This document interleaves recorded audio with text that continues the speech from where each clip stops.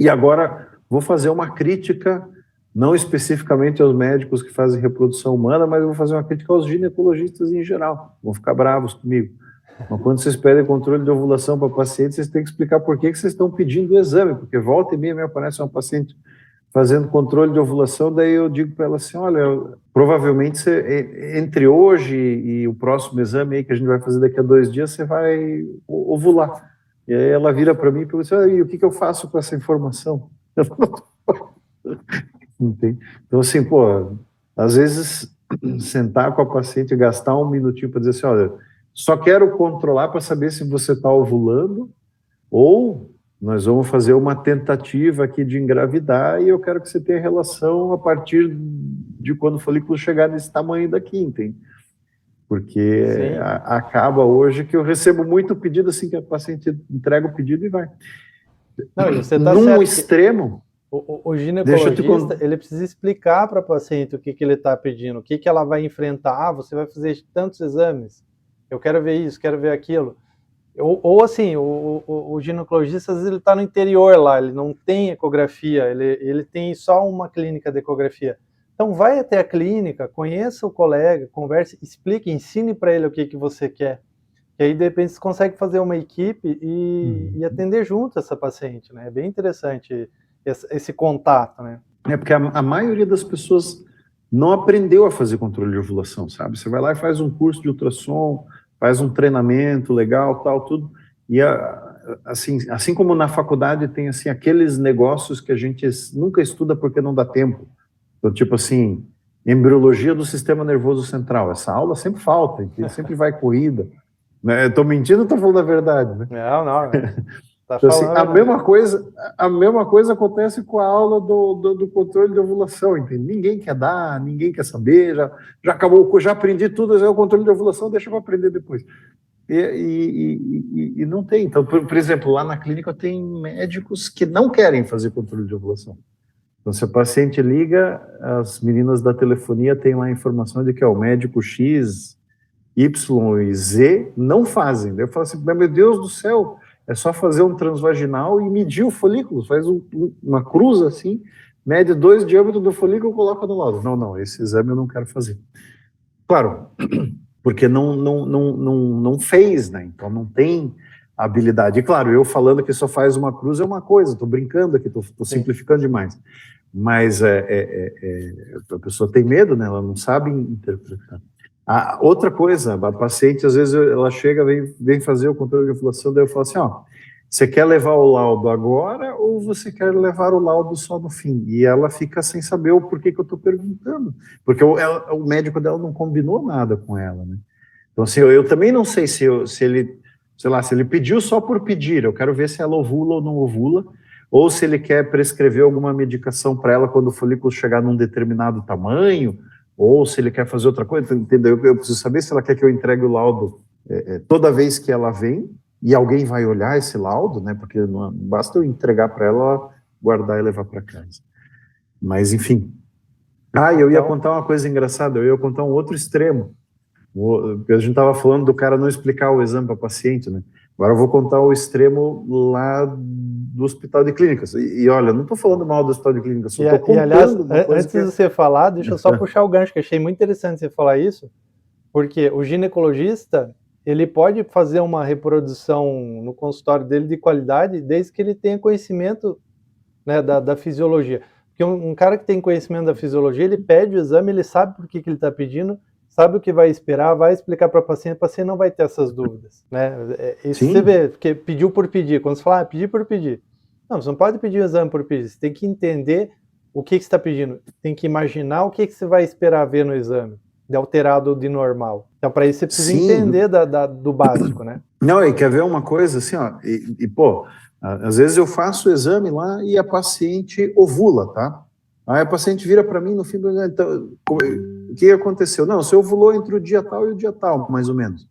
Ela vira para mim e diz, então quer dizer que eu ovulo? Eu disse, não, quer dizer que você ovulou neste ciclo que eu estava vendo, pode ser que no próximo não ovule. Sim. Né? Ou o contrário, né? Pô, isso daí eu já tive assim, algumas pacientes reclamando de mim, ela faz um ciclo anovulatório, tá?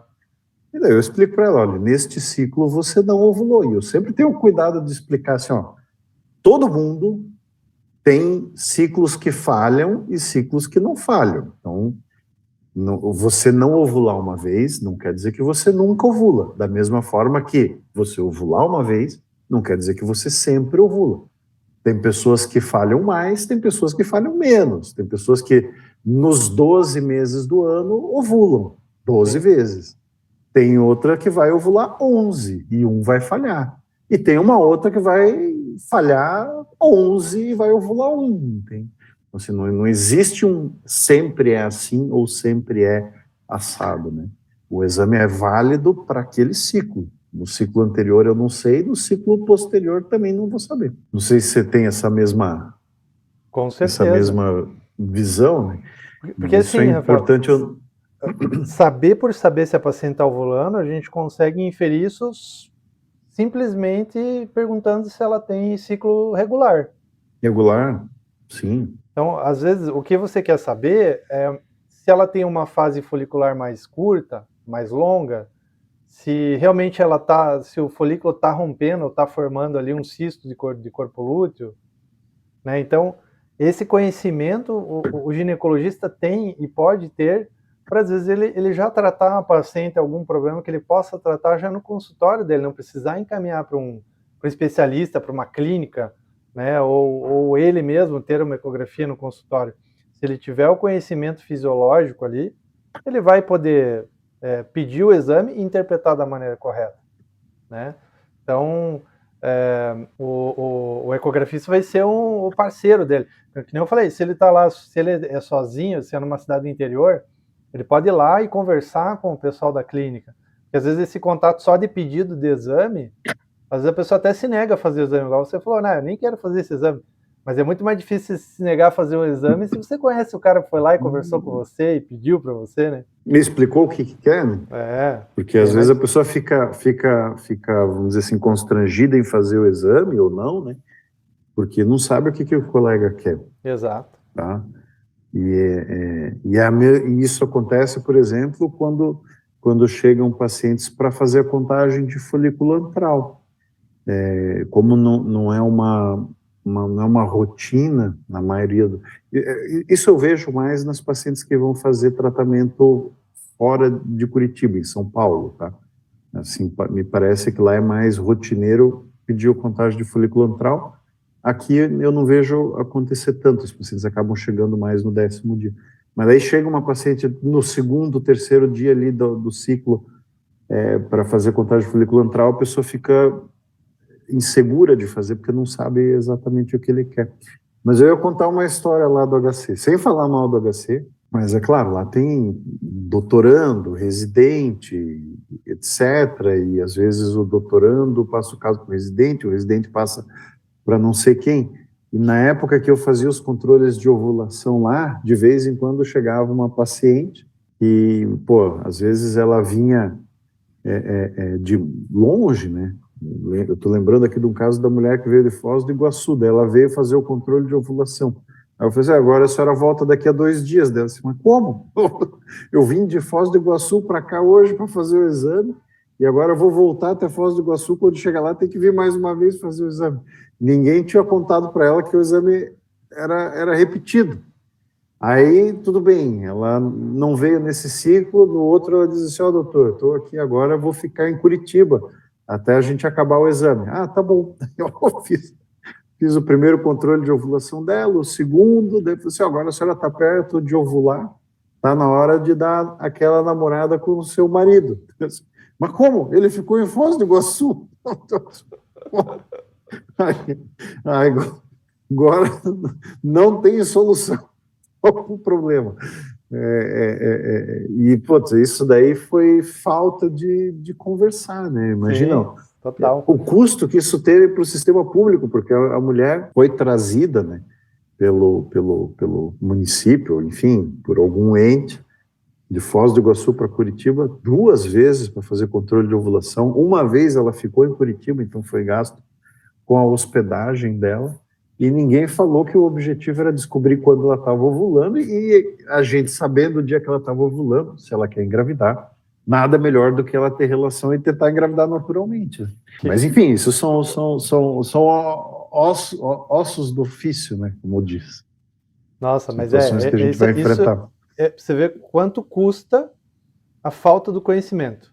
Quanto isso custa, né? Pode custar muito caro. A gente tá dando risada aqui porque não foi com a gente, né? Mas sim, não, imagina custa caro. a pessoa, né? Para a pessoa, pô, a pessoa se sentiu feito de idiota, né? Porque, pô, perdeu tempo, dinheiro, teve que fazer viagem.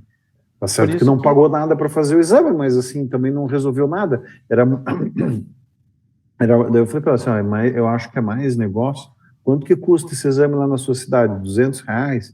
Vai lá e faz lá, porque, né, pô, até para o município, é mais barato pagar para ela fazer lá do que trazer ela para Curitiba para fazer de graça. Entende? Mas, Rafael, a gente tem assunto para ficar mais 3 horas falando aqui, né? A gente sabe disso, mas a gente já está 1 hora aqui e vamos deixar um pouquinho de assunto aí para as próximas, né? Para a próxima, vamos. Mas eu queria agradecer aqui mais uma vez a tua disponibilidade, né? De ficar essa hora inteira aí com a gente. Muito obrigado aí, Rafael, e sempre que precisar a gente pode conversar também no teu canal lá, né? Falar também um pouco da minha experiência com a reprodução aí para ajudar os teus alunos aí, né? Vamos lá, sem dúvida, sem dúvida. Gustavo, obrigado pelo convite, foi um prazer aí ficar nesse bate-papo e vamos marcar de volta porque tem mais história para contar. Então vamos, então beleza. Rafael, abração aí. Já. Pessoal, muito obrigado. Vocês que ficaram até o final, ou que ficaram uma parte, eu que estava assistindo essa live gravada, muito obrigado. Não esqueça aí de curtir o canal, de se inscrever, né, de compartilhar essa live. Curta aí o canal também do Rafael, né, lá no Instagram, o Fetal Med Escola, da clínica dele também, Fetal Med. Rafael, pô, é mestre aí, mestre no sentido estrito da palavra, né. Então, curtam aí o canal dele também, o meu canal do Instagram, que é o Descomplicando ARH, Descomplicando a Reprodução Humana. E uma boa noite aí para todo mundo, muito obrigado aí pela presença.